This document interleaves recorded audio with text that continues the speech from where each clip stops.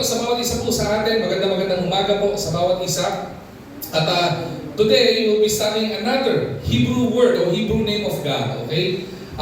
Over the past months, siguro, if I'm not mistaken, this will be the longest message series we had for so many years, no? And we have here on our final stretch of our message series entitled Revealed. God revealing Himself by introducing His names to us. And another Hebrew name of God, which I'm excited about to share with you ngayong umagang ito, is this title ngayong pong pag-aaralan po natin. Jehovah Mekodishkem. Okay? Jehovah Mekodishkem, meaning the Lord who sanctifies. The Lord who sanctifies. The symbolism of Jehovah Mekodishkem is actually a fire or a flame and a pure water. Bakit po? Why is that the symbolism of Jehovah Mekodishkem? Alright? Because fire and water cleanses. Fire refines. Water cleanses. And ang ibig sabihin po ng Jehovah Mekodishkem is the Lord who sanctifies. Meron pa pakita sa inyong picture. Please move to the next slide, kuya. Okay? Imagine this simple, cute pottery. Imagine attending or going into a, sabihin po natin, isang art museum. And you will see these two copies of this figurine right here, or jar right here. And one would be sold a few dollars lang. Mga ilang dollars na ibebenta. And the other would be sold for more than $1 or million of a dollar pagka binenta po. So isipin po natin, imagine that artistry, okay? It was almost similar, pero iba yung value o iba yung pagkakabenta sa kanya o iba yung value o yung worth ng benta po niya. The question there is that, what makes the two pottery or the jar different from each other? Right? Please move to the next slide, please. What makes the value different from these two jars, okay, two similar jars, would be the identity of the jar. The signature of the jar. Kung makikita niyo po ito, this is actually a legitimate, sabihin natin, figurine or a vase that was sold during the or it was created during the 1950s pa. Okay? It was created by one of the greatest artists ever lived, and his name is Pablo Picasso. Okay? Ang pangalan po nito is Grand Vase aux Femmes Voilées. Yan po ang pangalan po niyan. The other, okay, would be sold for a few dollars only. A replica of this would be sold less than $100 or maybe less than $50. But it was sold, the actual figurine or the actual jar na ito was sold for or it was auctioned for $1.15 million to $1.5 million at the time of sale at Christie's, London during that time. So, bakit ganun kamahal? Kung gusto niyo po ng value ng pounds, ayan po ang presyo sa pounds. It was 735,650 pounds during that time. So, bakit po ganun kamahal? Kaya ko nilagay yung picture na yan because of the other photo on the side. Because of the signature that was engraved on the bottom of the jar or the vase. Bakit po? Ganun din po, nagkakaroon ng value ang isang artistry or artifacts kapag ka po ito ay may signature. Imagine if you are looking for a painting. I would remember if you will be going to Malolos in Bulacan, and we pass by the Tabang exit, okay? There will be a lot of paintings being sold in the street. You can even buy them for almost 1,500, 2,500, or 3,500 pesos. Okay? But if you will be buying a specific painting in a gallery signed by a famous artist, it would range from 50,000 to 100,000 or even millions of pesos. What makes it different? Well, parehong oil base, it is the same oil, same, sabihin natin, same frame, but what makes it different is the signature of the creator of the artistry. Pastor, ano pong significance po niya sa pag-uusapan natin regarding Jehovah Mekodishkem? That is exactly what God does for His people. Remember, before Christ, we were just ordinary people. Before Christ, we were just ordinary sinners. But after we are saved by God, He didn't merely forgive us from all our sins and our iniquities. He actually signed us. He actually sealed us with the Holy Spirit, and we are now identified in the body of Christ. And we are, sabihin natin, we are set apart for God's glory. He placed His name upon us and began transforming us into people or person who reflects His holiness. We were just ordinary people. We were just nobody. Ordinaryong tao lang tayo. And if you will look in the mirror, you will see yourself, even though I'm wearing a barong, di ba? If I would look at myself in the mirror, I'm just an ordinary person created by God. But because of God who is in me, from nobody, I became somebody. From a person who doesn't have any value at all, I became valuable. Same with each and every Christian who are here. If you think you do not have value for your own self, remember, if God is you, you are valuable. You are worth loving for. Kaya po tayo inibig ng Panginoon. At hindi lang po yung maganda po nito. He doesn't only place His name upon us.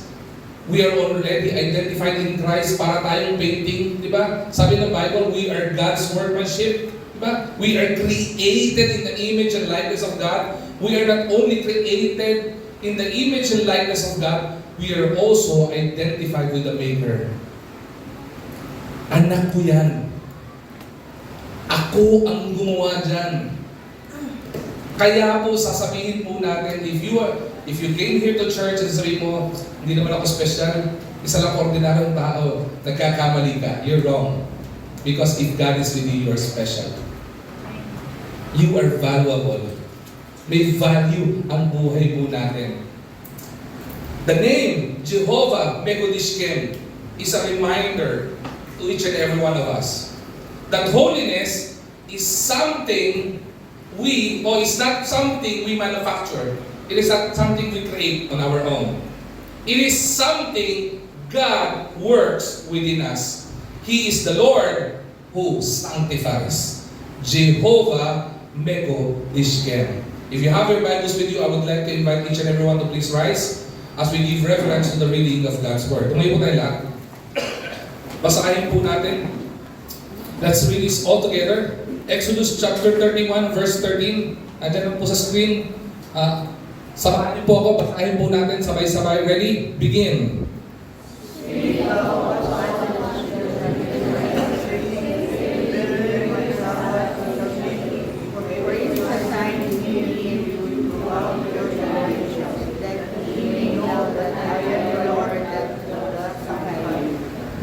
Allow me to read the verse to you again. Speak thou also unto the children of Israel, saying, Verily, my Sabbaths ye shall keep, for it is a sign between me and you throughout your generation, that ye may know that I am the Lord that sanctify you. May the Lord be blessed upon the reading of His Word. So madali po tayo manalangin as we ask the Lord's guidance, as we study His Word. Lord God, the Heavenly Father, we are so thankful and we are so grateful for the mighty moving of your Holy Spirit in the middle of the worship, Panginoon. And as we continue in meditating and studying your Word, Lord God, this morning, we pray and we invoke the moving of your Holy Spirit in the midst of us. Talk to us, O Lord. Encourage us, O Lord, through your Word, Panginoon. And Lord, may we understand clearly what your words will be delivered in the back of this pulpit, and may we use it as we grow in faith to you, Lord God. Andalain ko po, Panginoon, tago niyo po ako sa iyong likuran. Gamitin niyo po, Panginoon, akong abang lingkod para maging tagapag-real na salita ngayong umagang ito sa pangalan ni Jesus. Amen and amen. Maaari na po tayo magsiupo. Again, the name Jehovah Mekodishkem is another Hebrew name of God, which means the Lord is the one who sanctifies. Okay? The Lord who sanctifies. Pero ano mo ba ibig sabihin ito? Magkaroon po tayo mas malalim po ng pagkaintindi dito. Alright? Jehovah Mekodishkem has a root word, okay? It came from the word, another Hebrew word which states kadash, which means to make holy. And not only to make holy, to consecrate. Ibig sabihin, to be separated. Alright? Mamaya papaliwanag tayo. I'll explain that further later. Okay? To dedicate. Okay? Kaya may mga baby, remember, pag may mga baby, alright? Kapag may bagong panganak, ang ginagawa natin, nagkakaroon ng dedication ceremony. It is about setting apart the child for God's glory. To dedicate and to set apart for God's use. That is Jehovah Mekodishkem, the Lord who sanctifies. Remember, in the Old Testament, when the Israelites would be giving worship unto the Lord, they will make sure that they will give to the Lord what is actually the best. Binibigay po nila sa Panginoon yung pinaka-the best. Hindi po sila nagbibigay ng hindi best para sa Panginoon. Remember, kapag nag-o-offer sila ng sheep, ang ino-offer nila is the firstborn of the sheep. Kapag nagbibigay po sila ng, sabihin po natin kanilang crops, they give the first fruit of their crops. Okay? And we all know, and hindi tayo mag-discuss ng first fruit offering dito. I'm just trying to say, yung kahalagahan po ng setting apart. Kaya po, titignan po natin, and when the Lord honors yung mga binibigay po ng kanyang mga anak, di ba? And then our barns will be filled with plenty. Napupuno ng pagpapala ang mga anak ng Diyos. And with this, we can, believe it or not, we can never ever, di ba, glorify the Lord through our own ability. Because we are all sinners. Hindi po natin kayang bigyan ng kaluwalhatian ang Panginoon. We cannot give glory unto His name because of our ability. You can give millions to the Lord and the Lord will not be glorified. You can give your properties to the Lord and the Lord will not be glorified. You can even give your talents to the Lord and the Lord will not be glorified. You know why? Because we are all sinners. We are all sinners and lahat ng mabahid ng kadumihan hindi po katanggap-tanggap sa Panginoon. Everything given by sinners are not acceptable in the sight of God. But praise be to God that there is Jehovah Mekodishkem na kapag tayo ay nagbigay sa Panginoon, nagiging katanggap-tanggap yung binibigay po natin. It is not because of us. It is because of the Lord who sanctifies each and every one of us. Yung po yung pag-uusapan po natin ngayon po umagang ito. 3 things I would like to share for us to understand the importance of Jehovah Mekodishkem, the Lord who sanctifies. First thing I need to share is this. God calls us to holiness. He calls us to holiness. Kaya pong sabi, kaya pong sabi ng team verse po natin, okay? In Exodus 31:13, it is at 1 Samuel 1:3. It is Exodus 31:13. Ang sabi po diyan is this, Speak thou also unto the children of Israel, saying, Verily my Sabbaths ye shall keep. For it is a sign between me and you throughout your generation, that ye may know that I am the Lord that sanctify. Isa-isahin po natin. Let's digest the passage. Meron pong important na sinabi po diyan, the Sabbath. Okay?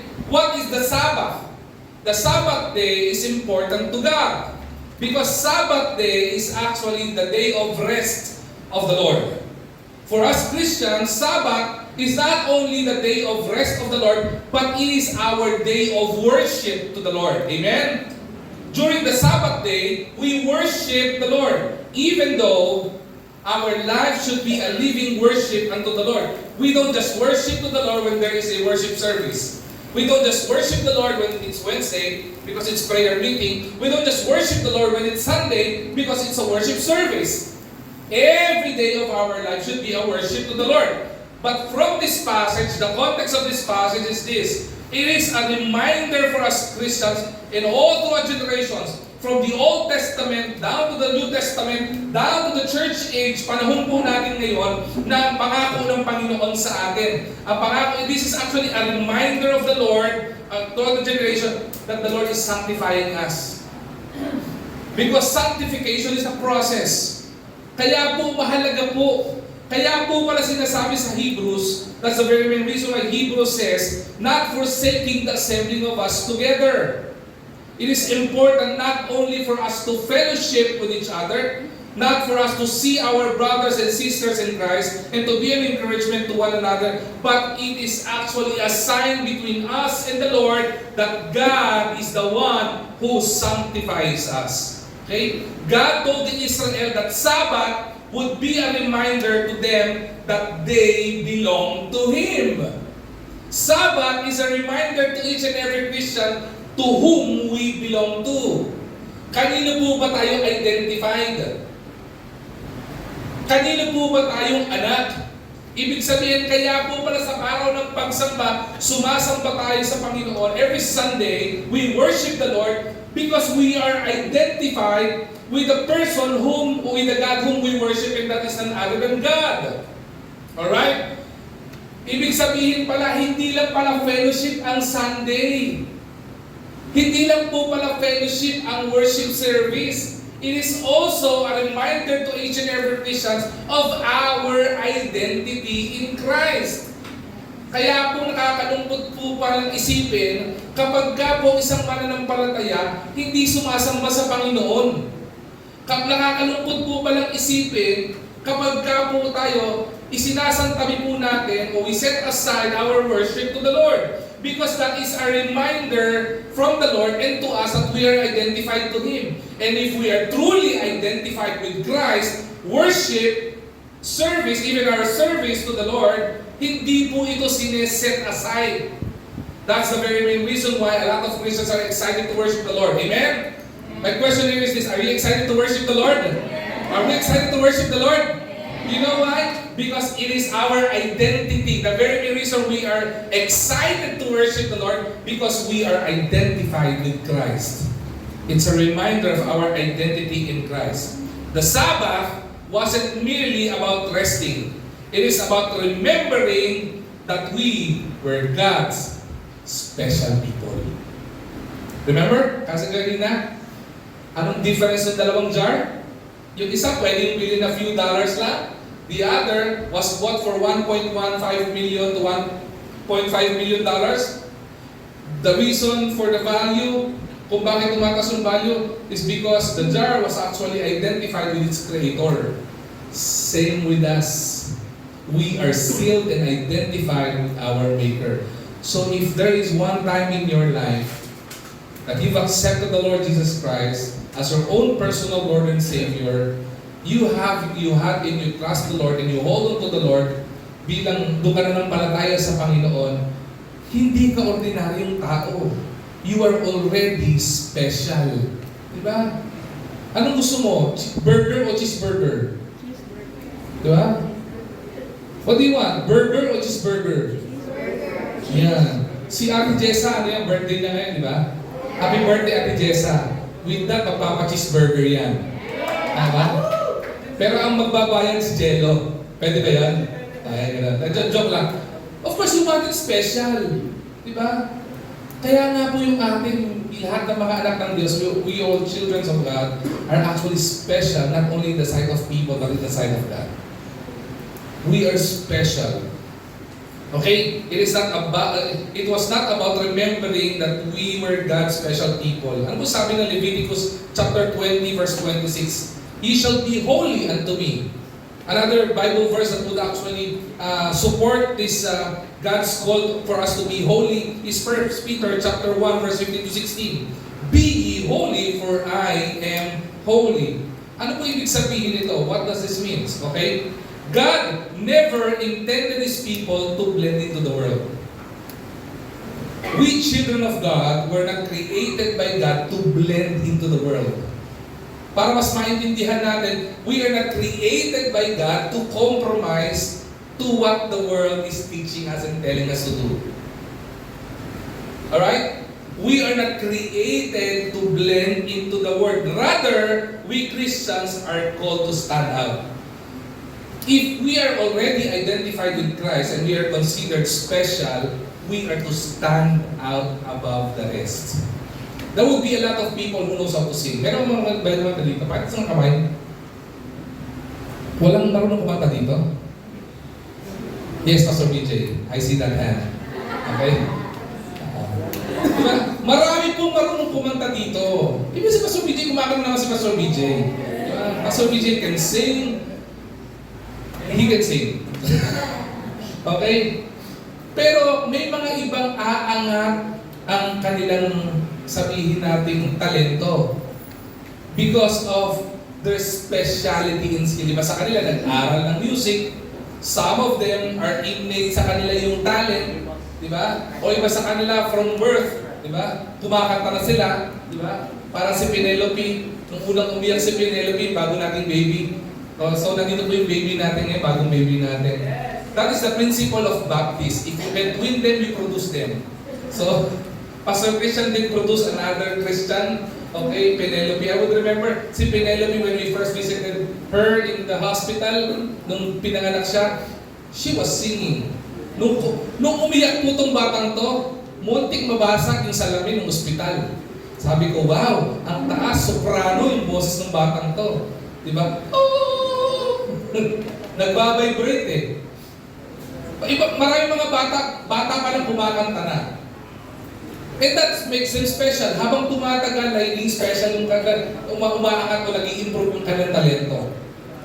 And pagkakataon pong ito, kapag ka po ang isang Kristiyano, okay, we are living in the purpose God created us to be, we stand out above the rest. Kaya po maraming mga mananampalataya, maraming Christians, even though they have Christ in their hearts, they already have faith in God, but they are not living according to the purpose God created them to be, o us to be. Anong nangyari? Walang pagkakaiba. I would remember, you would hear this in offices, in schools, or even in the community. If you will find a Christian who is living in a worldly life, sabi mo, Kristiyano ba yan? O kaya pagka may mga Kristiyano, di ba, kahit sa opisina, I would remember kapag first day mo sa office, magpapakilala ka, please state your name, di ba? Tapos pakilala ka, what's your hobby, may mga sabi, I'm a Christian. May mga proud to say that they're a Christian, I'm a Christian. Tapos may lalapit sa kanya, talaga, Christian ka? Christian din ako eh. Pero atin-atin lang ha. Di ba? Bakit? Marami kasing Kristiyano na pero nagmumura pa. Maraming Kristiyano, di ba? Kristiyano na. Kung sino ba yung Kristiyano, siya pa late sa office. Di ba? Kung sino pa yung Kristiyano, siya pa yung tipong hindi nagpe-perform na maayos sa opisina. Kung sino yung Kristiyano, siya pa yung nangunguna sa barkada niya para gumawa ng bisyo sa eskwelahan. May mga Kristiyanong estudyante, pero sila pa nagsisimula para ang gawin nila ay magkating klase, sila pa simuno ng kalokohan. Kaya pagdating sa kanya, sabi niya, Christian ka? Oo, Christian ako, pero atin-atin lang ha. Kaya maraming Kristiyano, walang pinagkaiba sa ibang tao. If we are living in God's purpose, and if we are called, truly called to holiness unto God, we will stand out above the rest. Mag-iiba ka. Makikita mo, iba ang respeto sa'yo, iba ang pagtingin sa'yo, iba ang pamumuhay mo, nagiging iba ka. Diba? Hindi parang iba ka na tipong parang nerd ka. Hindi po ganon. You consider, Christians are called to stand out, not because we are better. Okay? This is not about self-righteousness. Okay? Not because we're better, but because we belong to Him. Bigyan ko muna mas malinaw mas malinaw po ito na illustration. Alright? Ngayon pong panahon na to, uso ang mga nepo babies. Ano yung mga nepo babies? Yung mga tipong anak ng politiko, anak ng mayayaman, di ba? Na pag dumating sa eskwelahan o pag dumating sa trabaho, di ba? May mga magagarang kotse, di ba? Tapos may mga bodyguards, di ba? O kaya iba sa kanila, walang bodyguard pero sila may-ari ng kumpanya. Marami pong mga nepo babies. Okay? Ano ba ibig sabihin po nito? Nagkakaroon sila ng pagkakaiba. They didn't belong, even though they belong to the people, pero iba yung kanilang katatayuan, iba yung kanilang status quo with regards to other people. Bakit? Because of their identity. Kaya nga sila tinawag na nepo babies eh. Dahil po yung identity nila because of their parents. Di ba? Ganun po yun. Of course, may negativity when it comes to having a Nepo baby o yung pumasok yung self-entitlement to become Nepo babies. Pero for us Christians, hindi po tayo nag-stand out because we are far better than them. Kaya po tayo nag-stand out bilang Christian is because we belong to our Creator. Holiness means living differently because we have a different master. Ulitin ko po holiness means living differently because we have a different master. Our master is not the master of this world who produces sin. Our master is the King of Kings and Lord of Lords, the Creator of heavens and earth. Alright? Kaya holiness means living differently because we have a different master. Remember, God calls us to holiness. For us to further understand this, the better question to ask ourselves right now is this: does my life reflect Christ? Yung buhay po ba natin nakikita si Kristo? Panginoon po ba ang nakikita sa buhay po natin? Naaanino po ba ang Panginoon sa buhay po natin? Kaya po, I remember, meron akong joke na sinasabi po sa inyo, bakit po maraming mga pastor, kahit hindi ganun kagwapuhan, pag tumayo sa likuran ng pulpito, gwapong-gwapo kayo. Di ba? Nakita niyo ba sa Pastor BJ? Pag tumayo yun sa likuran ng pulpito, if you stand at the back of this pulpit, man, di ba? Maraming babae ang mapapraning dyan. Maraming babae ang mababaliw. Di ba? Patayin natin. Lalo na pa nagsalita si Pastor BJ. Di ba? Mapapakanta kang, Pastor BJ, can I make a request? Pwede ba itong love song ko? Diba? Mapapakanta ka ng ganun eh. Alam niyo kung bakit? Because when he stands at the back of the pulpit, hindi po nakikita si Pastor BJ. What he reflects is Christ in him. Di ba? Kaya pag sinabi po natin, tinili po katabi niyo. Pogi ba? Maganda ba yung katabi niyo? Di ba? Sabi ng iba, pagtingin sa katabi, when you look at the person beside you, pagtingin niya, pogi ba? Pwede na. Natatawa eh. Huwag ka mag-alert, tumingin niya sa'yo, tingin niya sa'yo eh. Parang, mukha ka naman mo, ang pogi mo din, di ba? Kaya po sabi ng Bible, di ba? You are fearfully and wonderfully made. Di ba? Tingnan ulit yung katabi niyo. Tsaka mo sabihin yung fearfully and wonderfully made. Sabi nung katabi niya, Pastor, bakit yung katabi ko parang huminto doon sa fearfully lang? Kasi kung di ko sa kanya, nagulat ako. Ikaw pala yan. Di ba ka nagulat ka katabi mo yan? Kasi nila siya bumalik sa church. Pero, praise the Lord, you're here, di ba? We are special in the sight of God. Kapag ka po ikaw ay anak ng Diyos at nare-reflect sa iyo ang Panginoon, hindi po nakikita ang physical na itsura mo. Somebody asked me this. Pastor, young people ask me, Pastor, paano niyo po ba malalaman yung girlfriend niya, yung magiging girlfriend niya? I was in the office last week. May online meeting kami every day. We have a morning huddle every morning, mga 7 o'clock, 7:30. So may mga discussion kami pinag-uusapan. Sabi nung pinaka-boss namin, sa mga married na dito, can you give advice doon sa mga young people na maghahanap pa lang ng kanilang kalooban o ng girlfriend o boyfriend?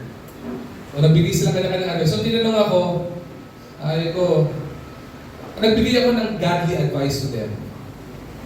Yung holy advice to them. Sabi ko, kapag ka ikaw naghahanap ka ng kalooban ni Lord o a living partner o yung future wife mo, future husband mo, meron kang mga ideal sa isip mo, di ba? Sa mga babae, ang gusto mo ay ganito. Tall, dark, and handsome. Diba? Yung mga young people na naghahanap, ang hinahanap nyo lagi physical appearance. I'm looking for a tall, dark, and handsome. Right? Sa mga lalaki, ano hinahanap nyo? Pastor, tall, dark, and handsome din. Delikado yung pagka-handsome din ang hinahanap mo. Okay? Meron tayo kanya-kanyang criteria. Tama? Pagka ikaw nasa mga 18 to 25 years old, very idealistic ka pa eh. Babae, tall, dark, and handsome sa mga lalaki, naghahanap ka ng maputi, di ba? Matangkad. O kung ano man yung criteria mo. Pag umabot ka ng mga 25 to 30, nababawasan yon. Yung mga tipong, Lord, kahit na hindi na putol, kahit na dark and handsome na lang. Diba? Pagka tumuwid ka ng 30, lumagpas ka na sa kalendaryo, alright, sabihin mo, Lord, kahit tas wala ka pa rin girlfriend or boyfriend, sabihin mo, Lord, kahit hindi na po tall, dark, pwede na po yung handsome lang. Okay, handsome lang po yung nahanap ko. Pero kapag ka 40 ka na, ang prayer mo nagbabago na rin. Lord, kahit sino na, pwede na po. Pwede na kahit sino. Basta po padala nyo. Kung lalaki, basta po babae, okay na po ako. Diba? Ay, basta lalaki, okay na po ako. That's the very main reason why marami pong mayang people na papariwara sa relationship.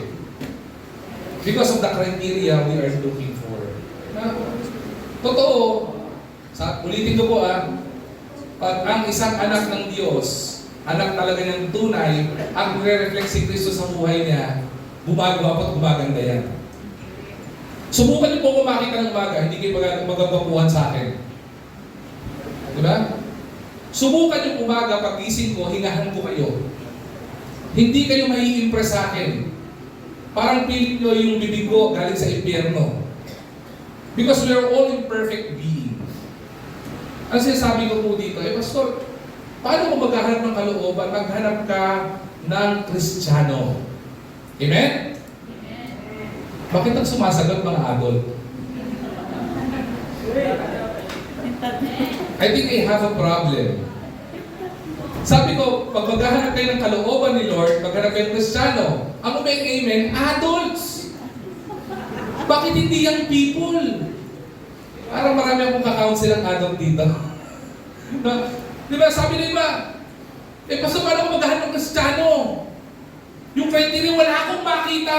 Di ba? Young people na babae. Mga bata pa kayo, huwag na kayo mag-girlfriend. Unless kayo ay may trabaho na, di ba? Secure kayo financially, emotionally, physically, and lalo tigit spiritually.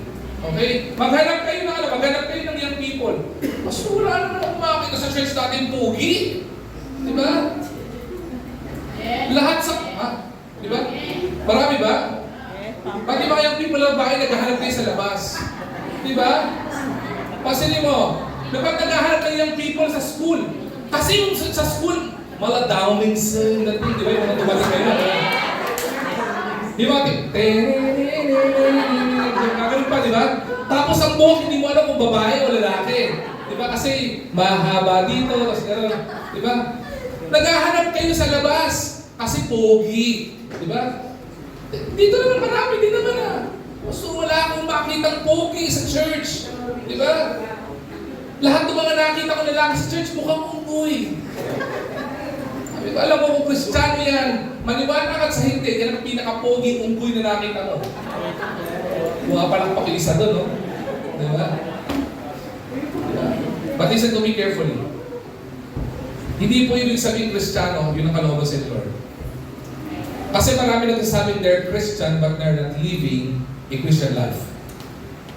When you look for somebody, okay, make it sure na yung taong yan mayroong takot sa Panginoon, may fear sa Panginoon, and who is also called to God's holiness. Bakit? Because a person who has fear in the Lord, maniwala ka, also has fear doing bad things. Ang taong may takot sa Panginoon, may takot gumawa ng mali. Amen? Adult na naman sumasagot. Ang young people, ba't hindi sumasagot? Tama? Pero okay lang hindi kayo sumasagot. Ibig sabihin, huwag muna kayo maghahanap ng mga boyfriend at girlfriend nyo hanggat hindi kayo sigurado. Does my life reflect Christ? Second question would be, can others tell that I belong to God? Because you can declare and you can claim that you belong to God. But one sign for you to know that you belong to God is when people identify you to belong to God.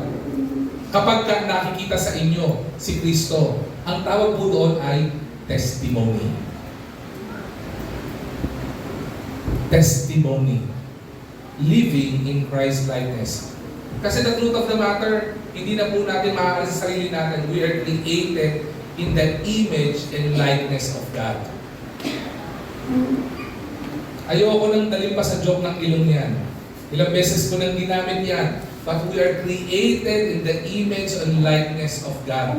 Whether you like it or not, the person besides you looks like Christ and looks like God. Because it was delivered in Genesis, di ba? We are created in the image and likeness of God. Eh, paso, ba't hindi ko makita si Kristo dito? Because you are not identified in Christ. You are not living for God's glory. God calls us to holiness. The last question is this: am I becoming more like Jesus? When a Christian accepted, when a person accepted Christ as their own personal Lord and Savior, the next step of what the Lord will be doing, apart from sanctification, is transformation. Every Christians who have accepted the Lord Jesus Christ in their life as their own personal Lord and Savior, there is a transformation in their lives. There is a specific change in their life. Nagbabago ang kanilang buhay. Nagbabago ang kanilang pananalita. Nagbabago ang testimony. Nagbabago ang pagkatao. That is the transformation na binibigay ng Panginoon. And transformation is actually a process. Kaya ang tanong dito, am I becoming more like Jesus? Everyday ba? Mas tipong umaayos ang testimony natin?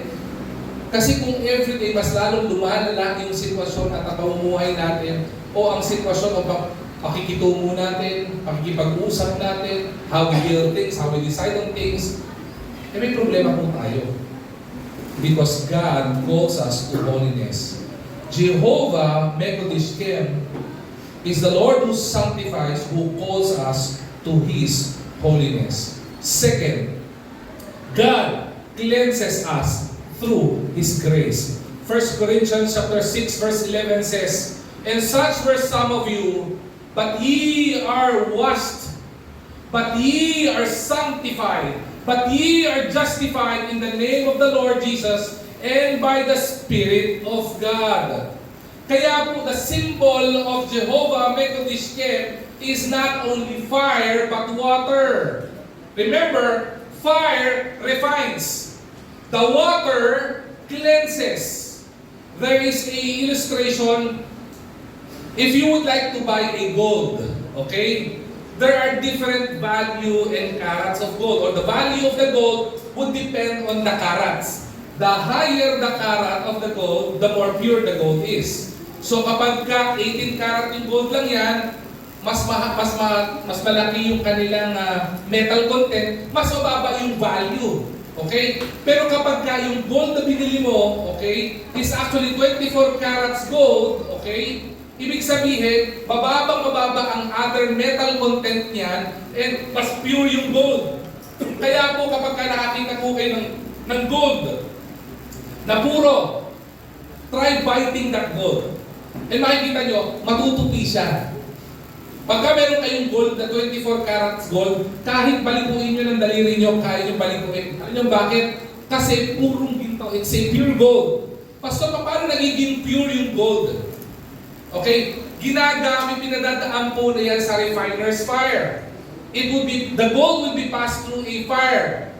Then, from the fire, malulusaw yung ginto, okay? Huwag magme-melt yung ginto, then mahihiwala yung other metal particles, mahihiwala yung ginto. Ulit-ulit po yan. Repeatedly, they will pass the gold to the fire para maging 24 karat gold at maging purong-purong ginto at mas malaking value. Pero din po sa buhay po natin, we Christians, we are passed by the Lord through fire. That's the very main reason why there are a lot of trials in our life. Because God allows us to pass through fire for us to be pure as Christians. for our faith to God be strengthened and for us to mature in our faith to God. Trials were allowed by God para mas tumibay po to strengthen our faith in God. And not only that, when we are sinners, kailangan po natin tayo ay mawash ng Panginoon.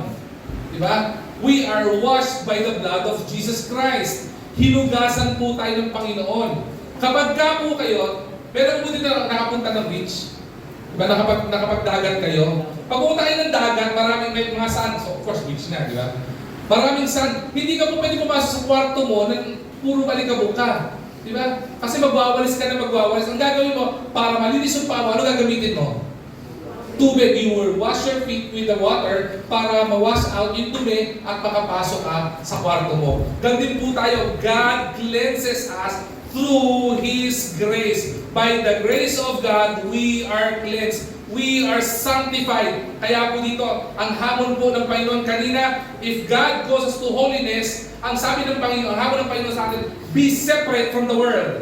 Pagdating po sa pangalawa, in the second point, God cleanses us through His grace. The Lord challenges us to be sanctified, to be pure sa harapan ng Panginoon.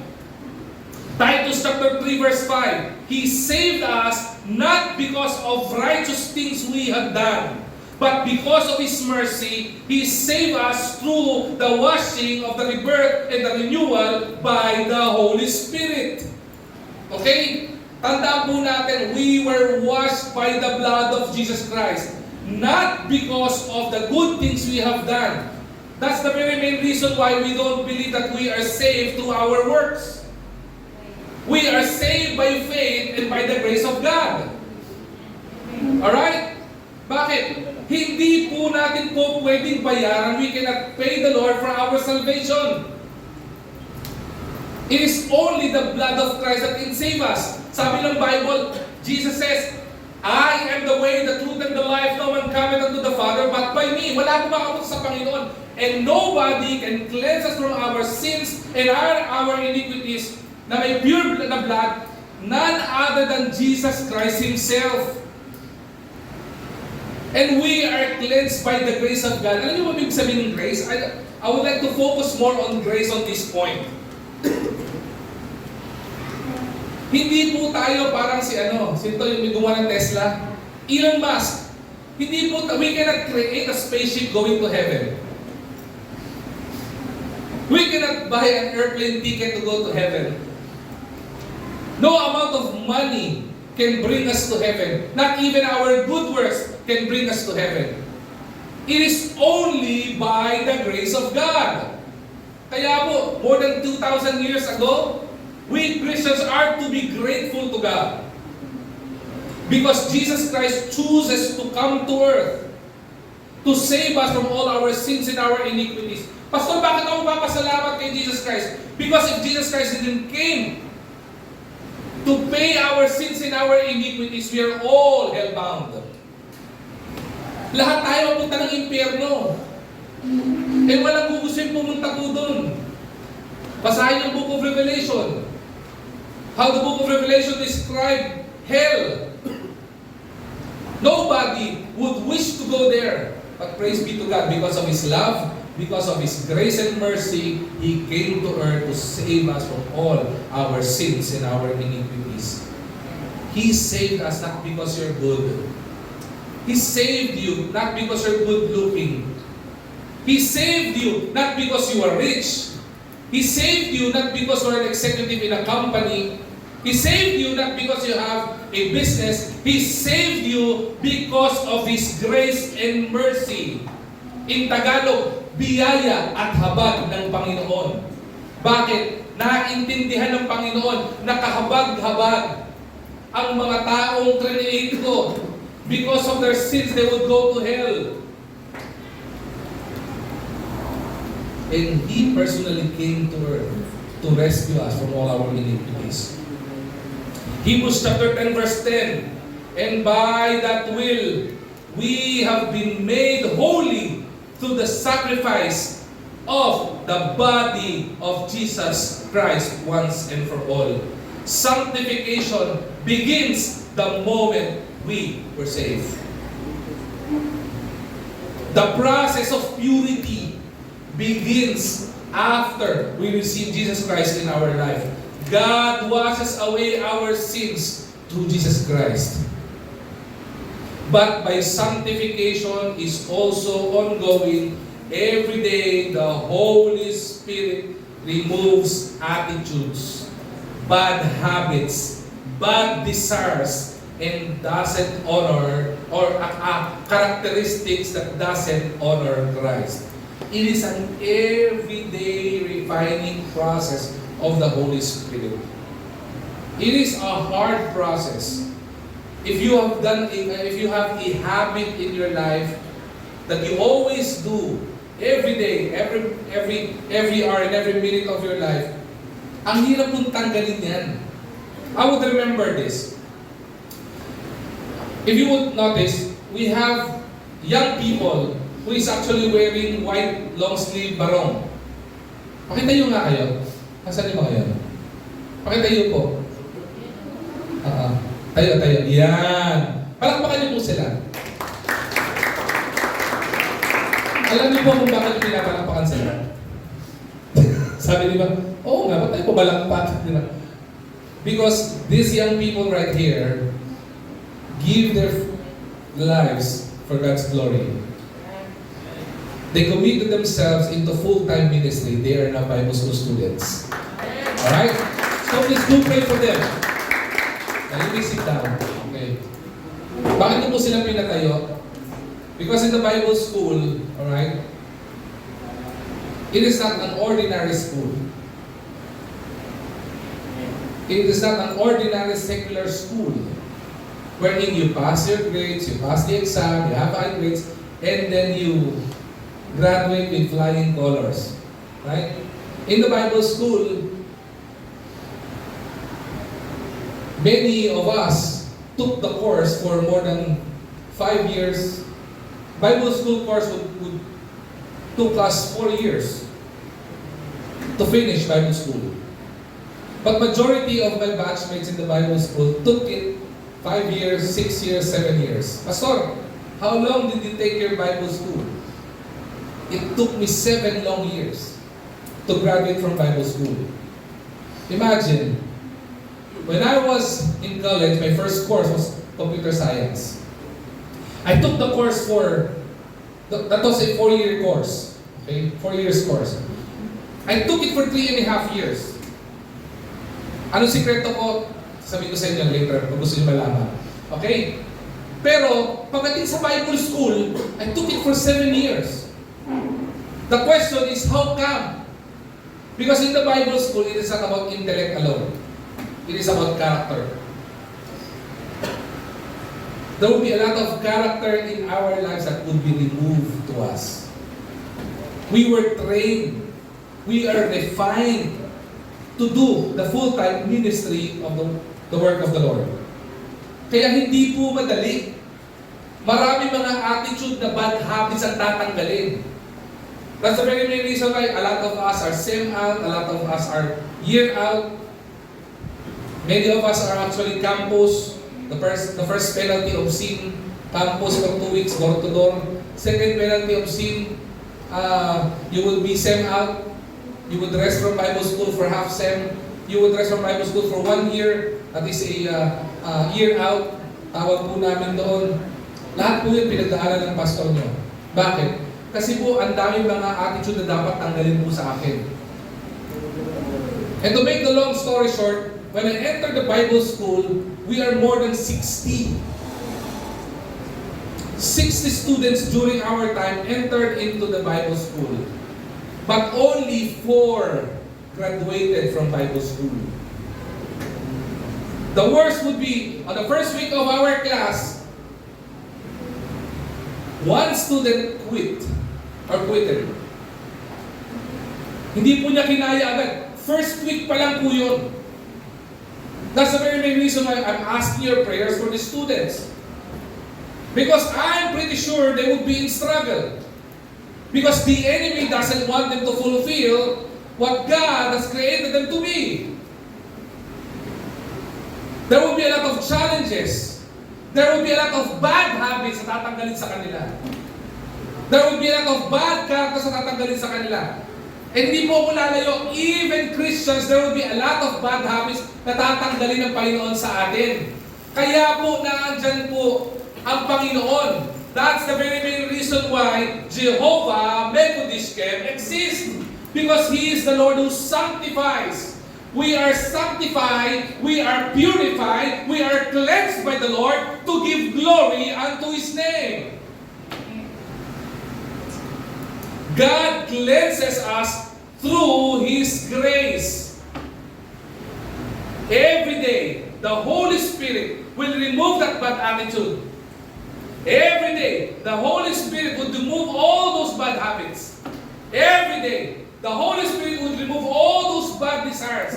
And the Lord will replace it with the fruit of the Holy Spirit.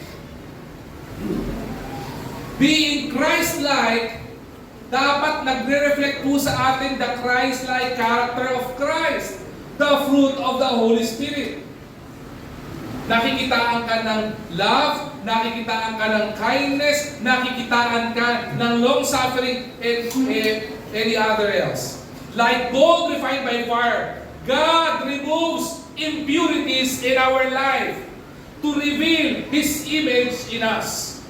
If we want the Lord to reflect in our life, the Lord will be refining us. The Lord will be cleansing us of all our impurities.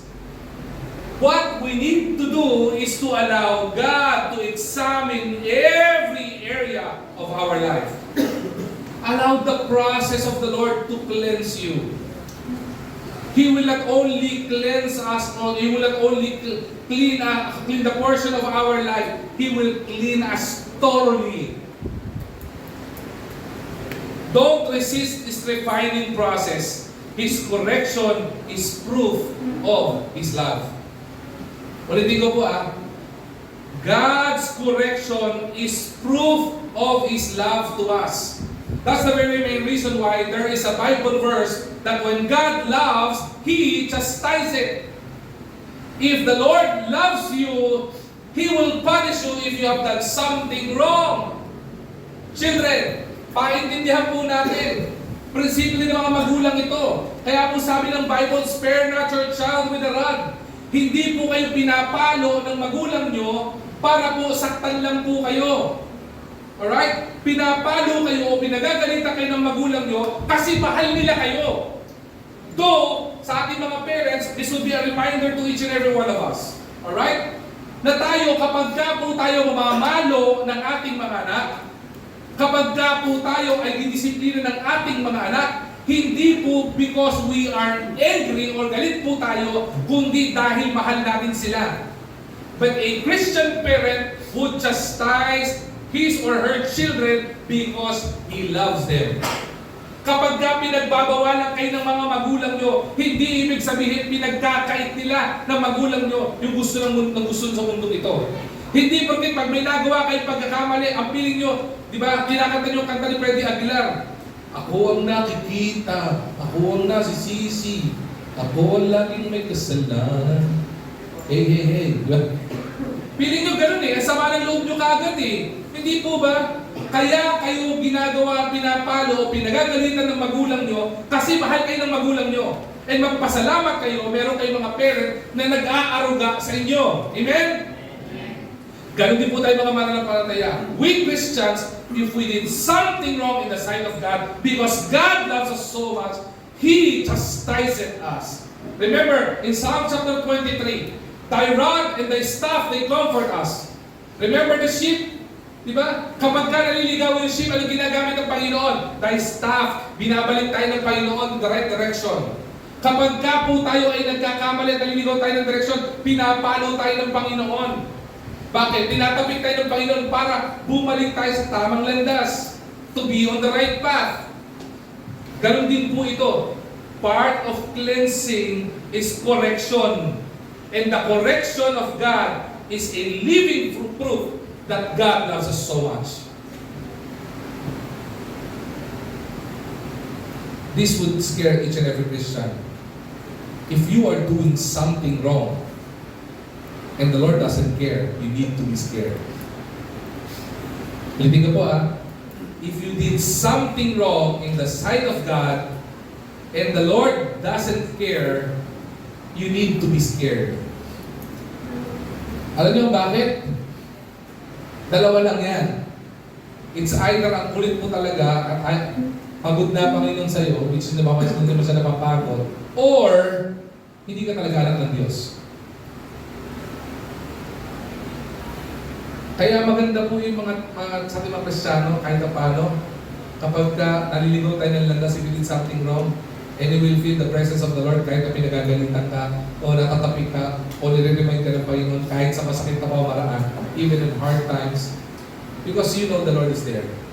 Bakit? It's a proof of God's love. God cleanses us through His grace. And the last, God commissioned us for His glory. Ano pong hamon ng Panginoon dito? Be sent. Ano po sabi? What the 2 Timothy chapter 2 verse 21 says? If a man therefore purge himself from this, he shall be a vessel unto honor, sanctified and meet for the master's use, and prepare unto every good work. I love this passage so much. If a man therefore purge himself of this. Ano po ito? Ito po yung nilinis ng Panginoon. After the cleansing of the Lord, the very main reason we are cleansed by the Lord from our sins and our iniquities, the very main reason why we are cleansed by the Lord from all our impurities and imperfection is because we are created by God to be a vessel unto the honor of our Master. Jeremiah says, we are all filthy rags. Basahan lang po tayo in the sight of God. We are all filthy rags in the sight of God.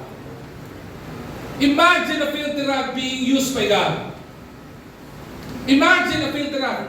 If you would be using a piece of cloth to wipe your tears or to wipe your perspiration, what are you going to use? Will you be going to use a filthy rag? If I say, anak, pawis na pawis ka, halika dito, punasan kita dito. Diba? Huwag ng basahan dito. Ipahayag sa'yo. Lalayo ka, di ba? Right? So what's the reason and what's the only way for a filter rag to be used by the master? What's the process? The filter rag should be washed first. Should be cleansed first. Bakit po? Because we are commissioned for His glory.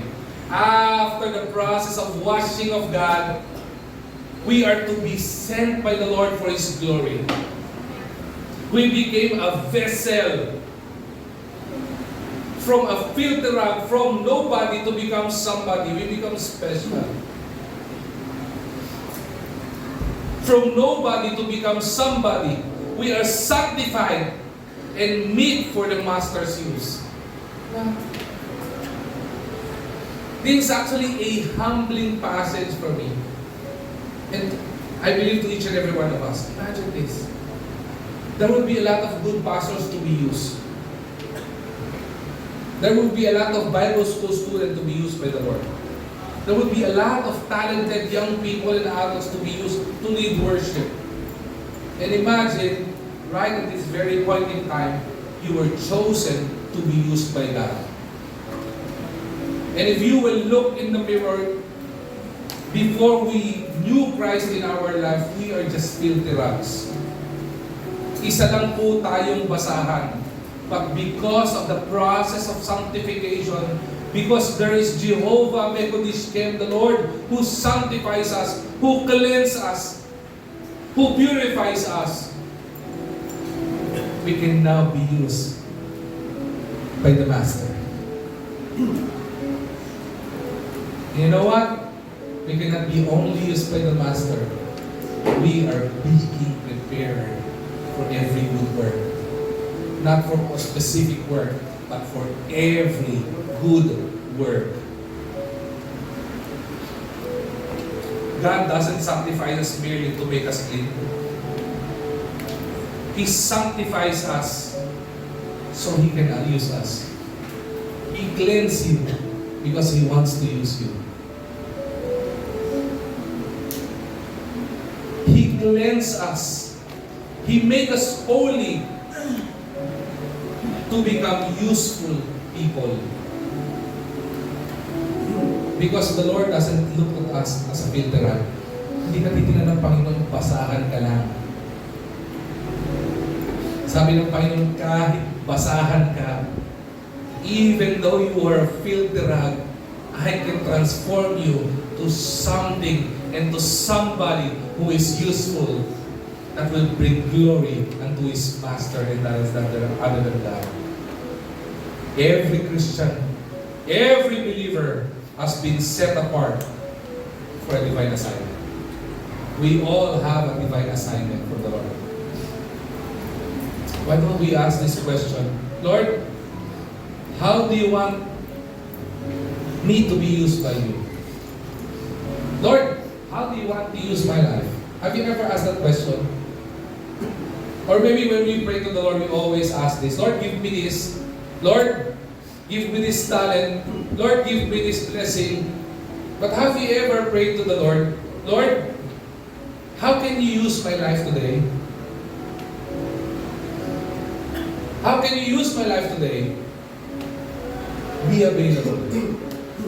In the sight of God, the Lord doesn't look at the ability.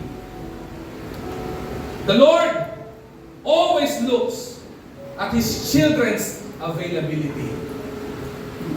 You know why? Ang talento, 2-5.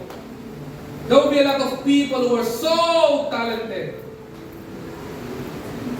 Many people could sing, many people could give, many talented people can be used by the Lord.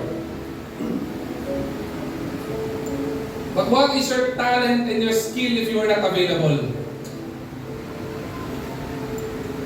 Be available for God's glory. And for you to be available, you need to be obedient to the Lord. When you hear the voice of the Lord your God, obey it. One of my favorite Bible verse and my ministerial verse when I entered the Bible school will be found in Jeremiah chapter 43 verse 6. Whether it be good or whether it be evil, when you hear the voice of the Lord your God, obey it. Obey it! You know why? Because at the end of the day, everything may be well with you. Obey it.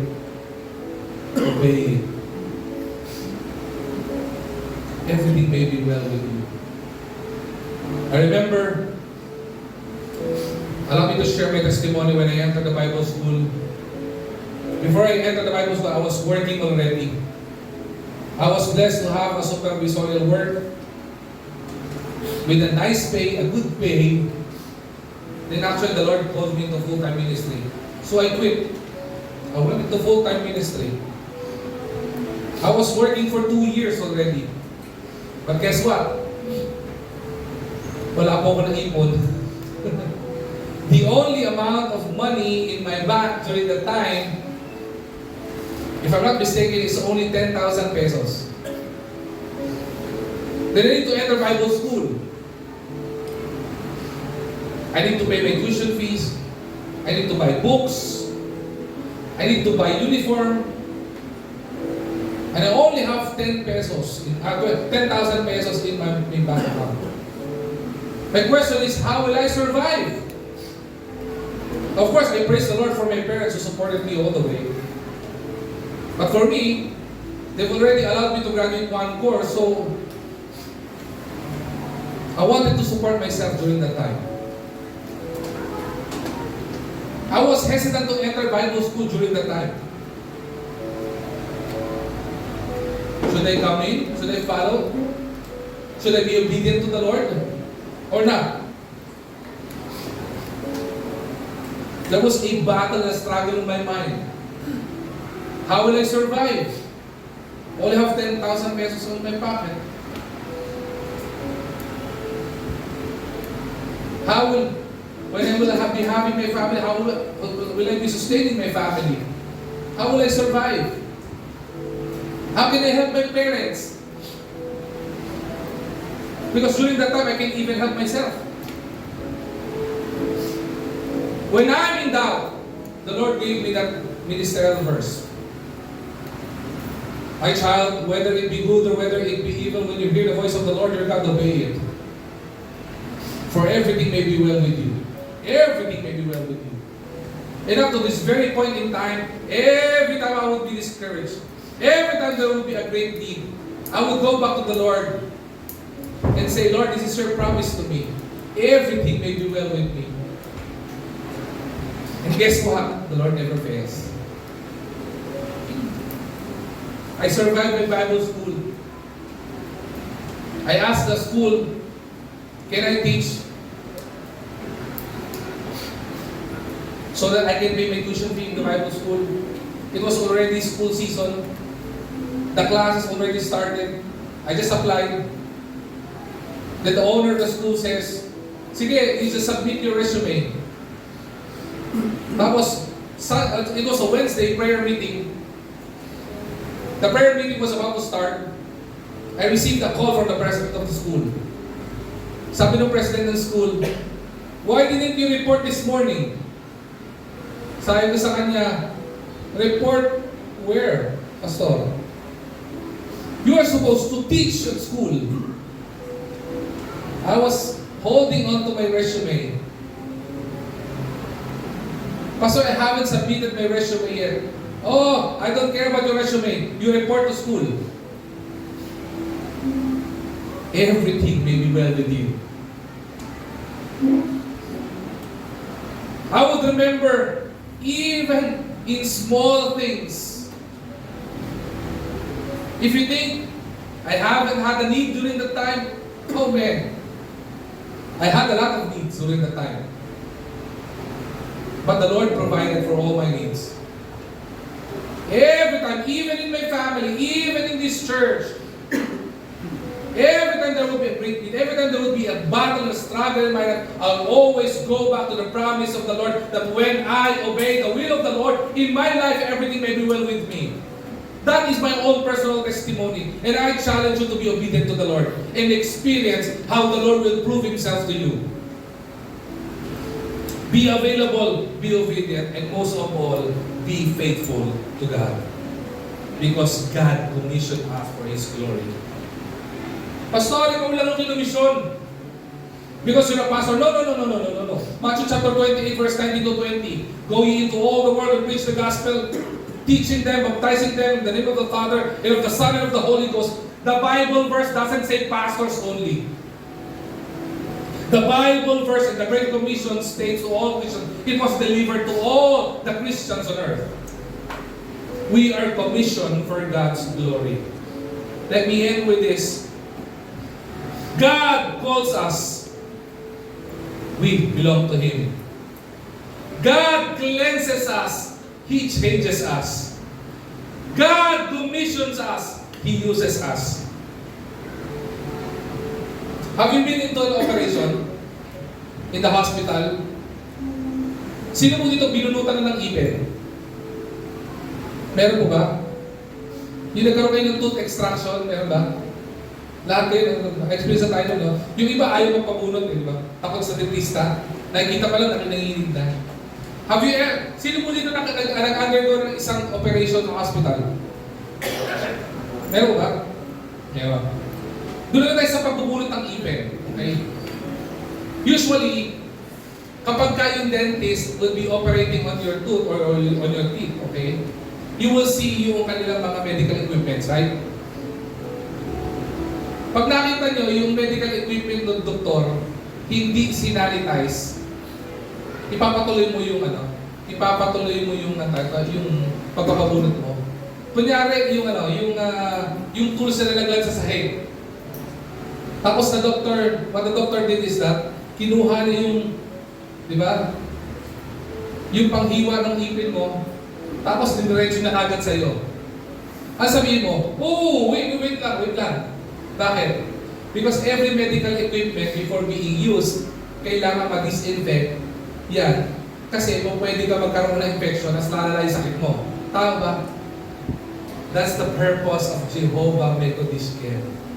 for us to be used by God, we need to be cleansed and sanitized first for God's glory. Likewise, God desires to use every believer, but before He uses us effectively, He sanctifies us first. Holiness isn't about making us impressive. It is about making us useful. Hindi para maging impressive ka, kundi para maging useful ka. God doesn't simply ask, are you talented? That is not the question of God. What God asks is that, are you yielded? Do you submit to Him? Jehovah Mekodishkem is still at work today. Cleansing our hearts, refining our lives, and preparing us people for His service. God doesn't merely save us from our sins. He sets us apart for His purpose. Ginawa ka niyang special. We are sanctified.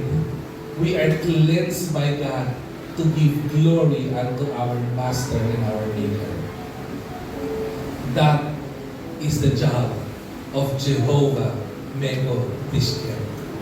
Perhaps today, we've allowed sin in our lives. Maybe we've compromised because of sin, or we are compromised because of sin, or worldly distractions in our spiritual life. Remember the encouraging truth of Jehovah Mekodishkem.